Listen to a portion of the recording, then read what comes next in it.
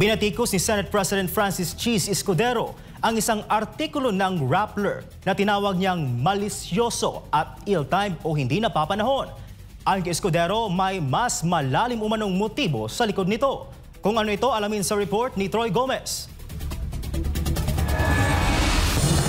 Iginiit ni Senate President Francis Cheese Escudero na may matinding demolition job at malisyosong kampanya para siya sirain at mapatalsik bago pa man muling maihain ang impeachment complaint laban kay Vice President Sara Duterte sa Pebrero taong 2026. Ito'y kasunod ng paglabas ng isang news article sa Rappler kaugnay sa isang kontratistang sinasabing pinakamalaking donor ni Escudero noong 2022 elections. Diretsahang tinawag ni Escudero na ill-timed at malisyoso ang artikulo na lumabas matapos ang flood control press conference ni Pangulong Ferdinand Marcos Jr.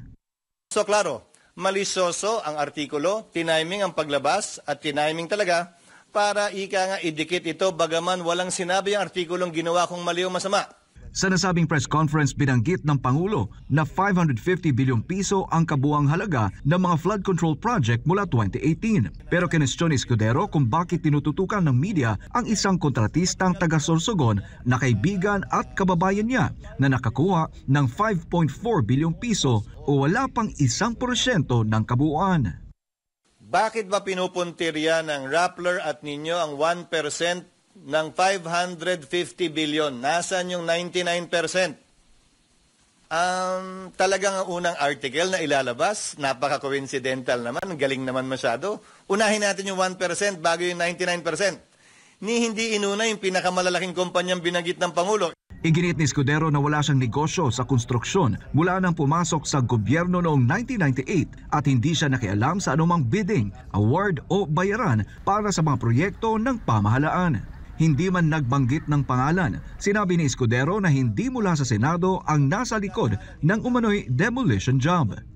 Hindi principally kasamahan namin dito sa Senado.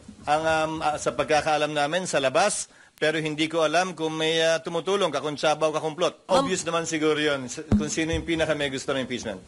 Dagdag pa ng Senate President, maliban sa artikulo, may mga video mula sa Kamara na anyay puno ng malisyosong pahiwatig at paratang para palabasing sangkot siya sa katiwalian. Para sa Diyos at sa Pilipinas kong mahal, Troy Gomez nag-uulat, SMNI News.